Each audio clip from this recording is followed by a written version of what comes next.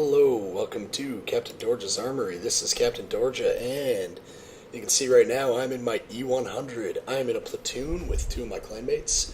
I'm platooned up with Hopman Butcher and Object 261.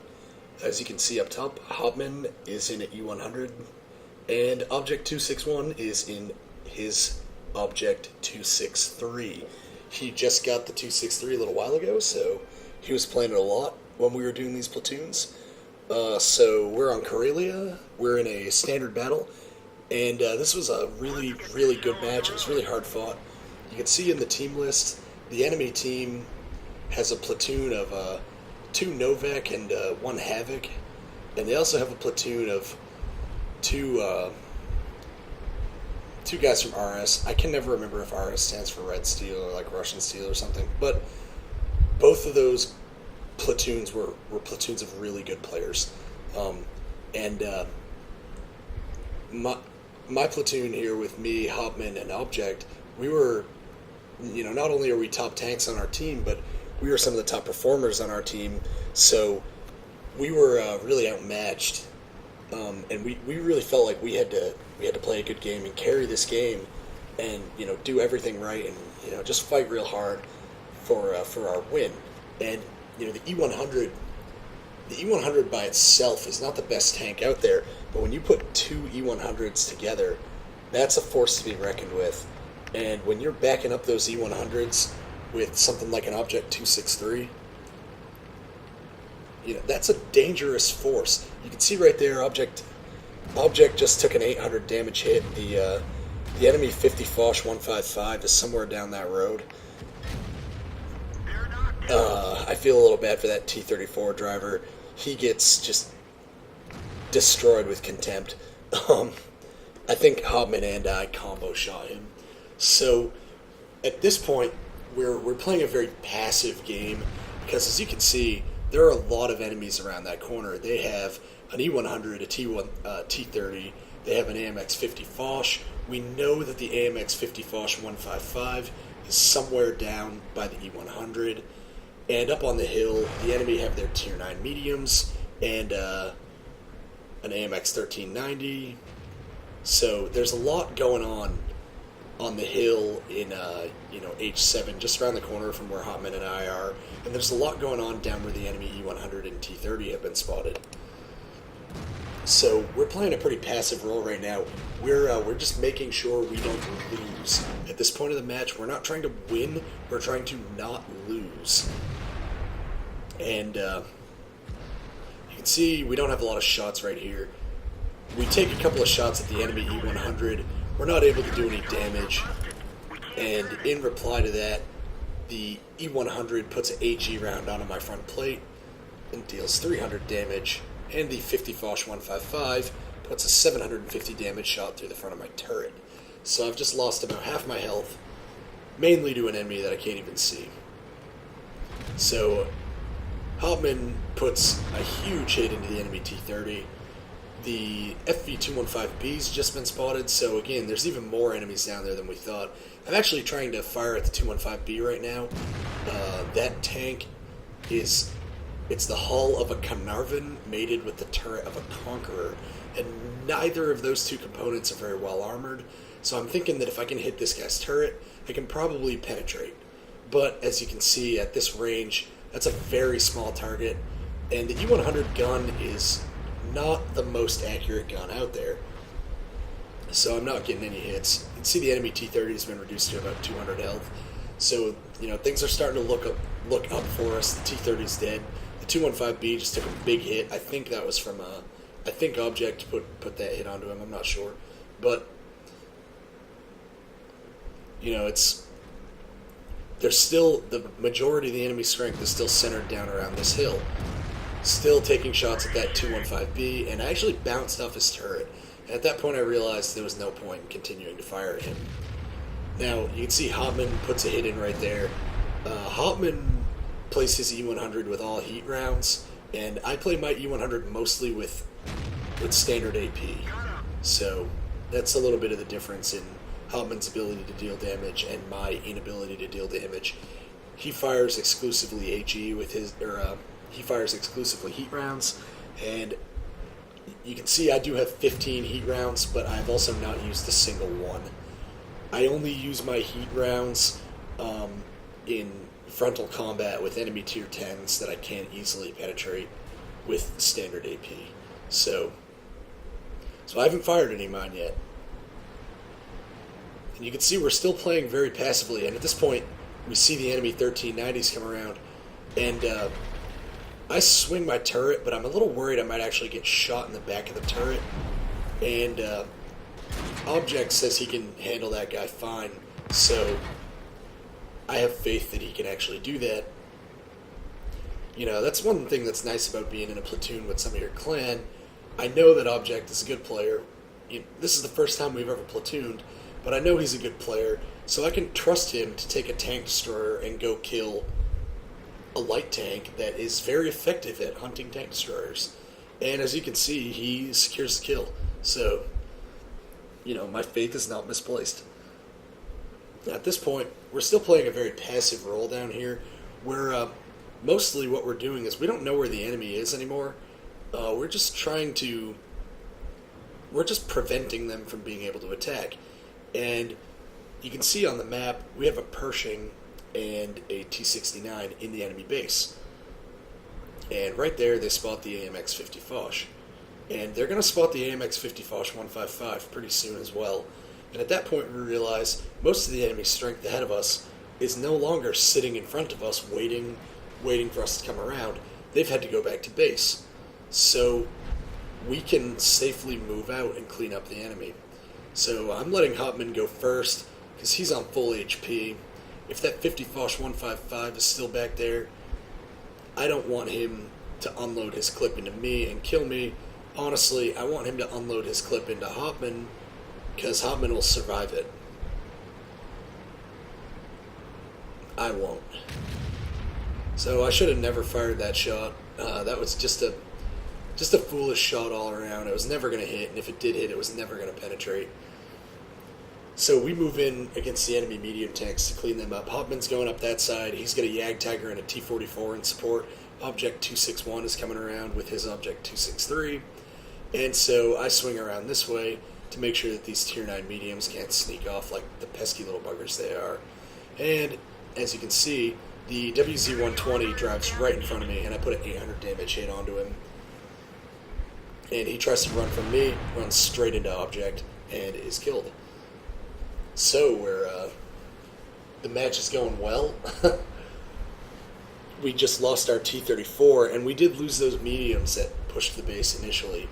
But now we have a T-54 in C0 who's pushing up into the base, and myself and Hopman in a pair of E-100s are going to push through the middle and up into the base. You can see the Yag Tiger over to my left. He's going to take an overwatch position, and Object is actually driving back to our base to make sure that that T-54 couldn't backdoor cap us. So Hopman hits the T-54, I miss, and I believe our Yag Tiger is going to mop the T-54 up here with a shot pretty soon. So me and Hopman, we drop down into the middle to get into battle. The E-100 is very much a close combat heavy tank, and so we don't really want to be at this range. The range here is actually pretty long, so we're just trying to get our tanks and close in. The E-100 is all about close combat, and right there's the enemy 50 Foch, very dangerous tank destroyer. Even though he's just a tier 9, but like high rate of fire, high penetration. The damage is nothing to laugh at, and he's very accurate. You can see he puts a 440 damage hit onto me.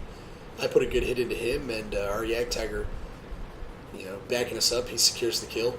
There's the enemy AMX 1948, AC-48. Honestly, in an E-100, I'm not very worried about an AC-48 at all.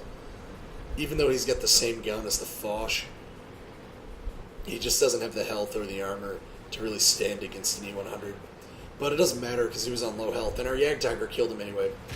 So at this point, we have a potentially very dangerous situation. There's the AMX-50 Foch 155, and Hopman's saying that he can handle that guy by himself. And what I want to do is, honestly, I want to help this T-54 against the enemy E-100. And also, potentially what I can do here is I can potentially flank the 50 Foch while Hotman pushes on him from below. So those are the two things in my mind. And you can see the 50 Foch 155 is looking at me as I put a heat shell through the E-100. Hotman comes up behind the 50 Foch 155, forces him out. Right here I'm just angling against the E-100. You can see his shot was unable to do any damage. And I've got heat shells loaded here just because I wasn't able to get a lot of damage in this match, and I wanted to do some more, basically. I wanted guaranteed pens on that E-100. So I used 2 heat rounds right there, and blast the E-100 down to very low health. Hotman finishes off the 50 Foch 155, and the game is over. So we're gonna take a quick look at some post-battle results here. This is a really good website. My worldoftanksreplays.com. My post-battle results, I forgot to record them, so I didn't actually have them. But you can see them on here. And it was pretty, well, it was a good match. Let's just say that. Managed to get a good hit on this T-69. Managed to do a lot of damage to this E-100. Put a lot of damage into this, we put 1 hit into this 215B. Got a good hit on the Foch. Oh, actually, Hotman shot this guy. I didn't shoot him. And this was just detected by me. Got some hits onto him. Got a good hit here. Did a lot of damage. You can see that our platoon finished first, second, and third on damage in the match. And you can see that we were able to carry pretty effectively. The enemy 50 Foch 155 was able to out-damage everyone on my team except Hotman. But after that, we were able to effectively shut them down. You can see Hotman here was able to get in 5477, which is an awful lot. I managed 4,040 damage, which is, that's no small amount of damage, even with an E-100 gun. And Object 263, often playing the support role, not so up forward in the fighting as us, still manages 35, 85 damage and 3 kills. So it was a good match all around. You can see some of the weaknesses and strengths of the E-100. 12 shots fired. I missed with 4 of them. And of my 8 hits, I had 1 that bounced. And I feel like it is worth noting that out of those 7 penetrations, only 2 of them were heat rounds. And, they were heat rounds that I didn't need to use. I only used them to make sure I penetrated. But they were heat rounds that would have penetrated even if they had been armor piercing. I was actually aiming my shots, firing at the lower plate of the enemy E-100 at close range with no angling. So those 7 pens are all legitimate. There were 2 heat round penetrations, but it wasn't a pay to win situation where I just said, I can't get through his armor, I'll just use heat. And you can see here I managed to pull in a 27,000 profit and 3,756 experience for my first win of the day. So that's pretty good. That was a triple, by the way, not a double, but still, that was a pretty substantial victory. Alright, so we are in the E-100 again. We're still platooned with Hotman Butcher and Object 261. And just like last time, we are in the same exact platoon setup. Myself and Hotman are running E-100s, and Object 261 is running his Object 263. So we're on Pearl River. It's a standard battle, and obviously a tier 10 match when we're running full platoon of tier 10s. Only 5 tier 10s per team this time, a lot of tier 9 tanks. And for those of you who are not very familiar with this map, the big thing about Pearl River map is that you need to commit in the north. You need to commit the bulk of your forces in the north, because the path between the 2 bases is so short that generally, and when I say generally, I mean every single time this has ever happened to me when I've played Pearl River, whoever takes the north is able to cap the enemy base so fast that the defending team is unable to react and manage an effective defense. Even when they try, it does not work, and usually with the general poor level of map awareness that most World of Tanks players have in all tiers of battles, half the time they don't even notice. So you need to commit all in the north. So in this match, myself and Hobman have gone north. Along with us, there's an Object 704 and an AMX 5120. We have a T-95 and a Larvo who are moving up, and we have artillery. Now really, our Jagdtiger should have came up north, and the E-75 should have also came up north. But really, and you could make a strong case that Object should have also brought his 263 up north. But that's more of a fluid situation.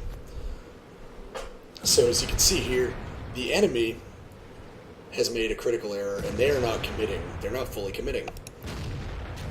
So I'm going to pause right here real quick and go over a very brief map tactic on this map.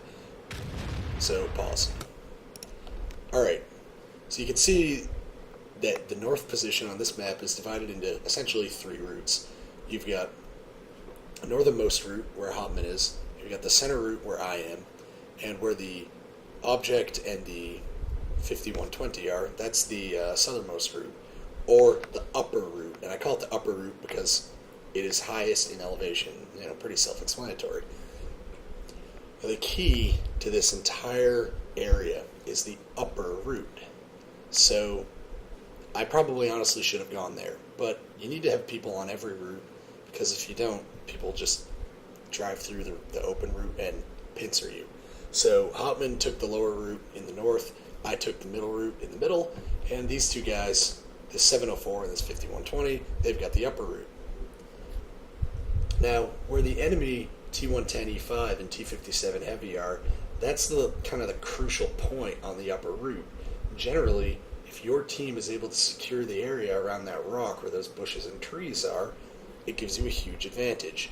Because if you're coming from red base and you can get to where that E5 is with something like a T110 E5, you can get hauled down pretty easily and really work over the guys in this area right here. Now, if you're coming from green base and you're able to make it all the way up to where these guys are, you have some cover right here where you can sort of haul down and shoot into this area.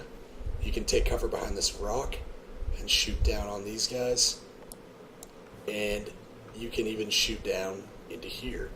So that northern position by that rock really commands this entire map, because like I said, if you lose the north, you lose the game, and that rock, that position on the upper route, is the key to the north. So if you want to win Pearl River, win the fight for that rock, then win the fight for the north, then win the match. So you can see that we've actually committed quite a bit of forces to the south. We've got most of our forces are committed properly, honestly. But if I could have changed anything, the only things I really would have changed is I would have taken the Jagdtiger and had him come north instead of the AMX 5120. But other than that, our deployment is actually pretty good. So let's continue the match. Now, we'll talk about the enemy deployment as we watch them die. The enemy deployment is done very badly. The only people on the enemy team who have deployed well are this T-57 and T-110 E5. They've gotten to the rock on the upper route, and they're hauled down, and they're doing a good job. But, that T-28, he's not fast enough to get there, so, you can't hold him at fault. But you can see on the map, these guys back here, there are a lot of enemy tanks back near this bridge. Actually, that's the T-28 and the E-75, I'm sorry. But anyway, there are a lot of tanks back here at the end of the bridge. That's poor deployment. And the reason why that's poor deployment is because when you play that passively, you're just giving the entire initiative to the enemy team. You're just saying to them, hey guys, what's up? We're not even going to try to stop you. We're just going to sit in this position and just give you all the time in the world you need to analyze our defense and kill us. And generally speaking, the way you defeat a camp like that is you just take a whole bunch of big tanks like E-100s and just drive straight through. So the enemy have completely squandered basically everything they put into this defense. That T110E5 and that T57 Heavy were basically hung out to dry. You know, the dead E75, he was, you know, stock, but he was doing what he could. The Tiger 2, there's almost nothing he could even contribute to this fight, but he is here. He is contributing. You know, that E75 back there that I'm looking at right now in the buildings, he contributed nothing by having a horrible position. That Object 704, he contributed nothing by poor deployment. Like, it's just poor deployment, poor deployment, poor deployment. And about the only thing the enemy team has managed to do right in this situation is their artillery is just smoking me. But, like, watch what happens to this E75 right here. He can't fight the one E-100, he has to turn. So he turns to fight the one E-100, the other E-100 smashes him. So now, here's the enemy T110E4. If he'd been in the battle, he could have actually been a force to be reckoned with. But here he is, all by himself, and I have 1160 health. So I just say to Hauptmann, yo Hauptmann, get up here. Hauptmann moves up. I say to Hauptmann, I'm going to take this guy's shot. Let's kill him. So I take his shot. I fire through his weak point. Hauptmann fires into his side. I know that I've got a 5120 coming up. 5120 kills that guy. I mean, that was a tier 10 who just wasted his tank. And then you've got the enemy Object 704 and the enemy Yag Tiger who have no business being where they were. They should have been in the north. But honestly, this team, they had very few people who deployed well. They had very few people who played well. So, I mean, if those guys had been up north, the South would have lost even harder, and they would have lost the match anyway. So, I mean, in this case, when your team just does almost everything wrong, it's 6 of one, half dozen of the other. They were just screwed. So, deployment aside, how did we do in that battle? Oh, we got our post-battle results right here. I put 2 shots into this T-28 and killed him. Actually, I put 4 and 2 of them bounced. So that just shows that the T-28, while its frontal armor is not as good as it looks on paper, it is still good enough to bounce 2 E-100 shells at medium range. So, you know, that's a tier 8, bouncing 2 shots from an E-100. And, you know, the range was not that long. It was, you know, 250, 300 meters. I got a good hit on the C-75, good hit on the E-5, good hit on the 704, and I, you know, kill stole the Tiger 2. So let's take a look at how the team did. Sort by damage, once again, Hauptmann coming out first in damage. Hauptmann also died right at the end of the enemy artillery, and he also came in first in experience. I came in second with 3592. Object came in fifth rather, behind the Leopard 1 and the Yag Tiger. So pretty big gain for all three of us. Not quite as good for Object, but you know, still pretty decent. Enemy team, you can see here, their 261 was alreadying really, really well. He basically killed Hauptmann, and he almost killed me. Everybody else on the enemy team really didn't do very good at all. This T-28, he did what he could, but unfortunately he just didn't have the gun to be going toe-to-toe with the E-100, so he wasn't able to contribute. These E-50s did absolutely nothing. This E-75 was stock, but he did absolutely nothing. 108 damage, that must have been an HE shell, for crying out loud. You know, T-71, that's a rough tank to play in a match like that, but it's also a good light tank. These guys, both of them, basically didn't do a whole lot. You know, you got a 704 here, he did nothing. 546 damage. That's like one min-roll shell, that's nothing. This Yag Tiger, same thing, he did nothing. This E4, he did nothing. These two guys, this T-57 Heavy and this T-110 E5, they actually played the game. They deployed to the right position for the tanks that they were driving, and they did their best to make a fight of it.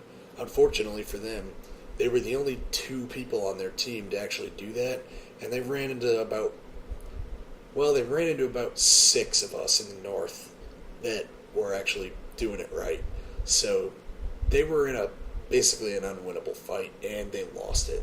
So you can't really fault these guys at all. As far as this 704 and this 268, I don't know where they were deployed, but it wasn't where they probably should have been. And even though they actually managed to put out a little bit of damage, it was not enough, and it was in the wrong place anyway. So, unfortunately, that's just how it works for you sometimes. So we're able to see here that I fired 9 shots. I had 8 hits. Of those 8 hits, we had 6 penetrations. 2 of those were bounced off the T-28, which is pretty cool considering he's just a Tier 8 TD. And the front plate of the T-28, you actually only need about 175 millimeters of penetration to go through his front glacic plate, as long as you're not shooting his upper casement, which is a lot thicker.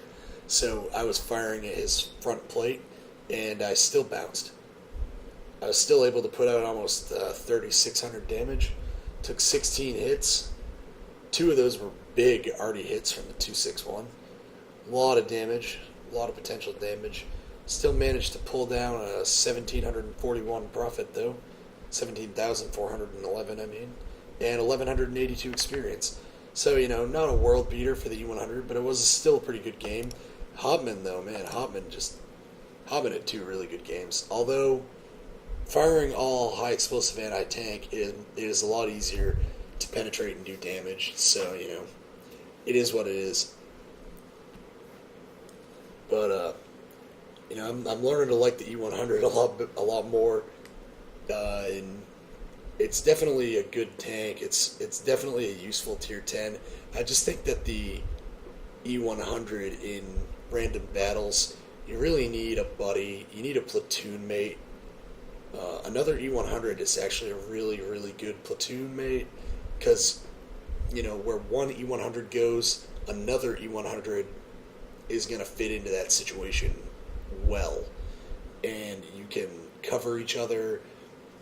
When one of you gets low on health, the other one can take the forward position, like what I did with the E5. Hauptmann would have died from the hit, so I took it because I could survive the hit. So things like that. That kind of teamwork is a real force multiplier on a tank with so many weaknesses, like the E-100 being such a large target, being so slow, having large and well-known weak spots on its armor. An inaccurate, slow-firing, low-penetration gun. One E-100 by itself, unsupported, not that big of a deal. But 2 of them together, working well together, that's really a force to be reckoned with. And, we put out 9,000 damage, and we were able to absorb 16,000 damage from the enemy team. So that just shows what you can do with E-100. So I hope you enjoyed these 2 E-100 videos. I definitely enjoyed playing those matches. It was a really fun platoon night. I've got some more stuff from our platooning, and I have some solo battles that I want to put up. So, I hope you enjoyed it. Until next time, this is Captain Dorja, and just remember, you can never have enough big guns.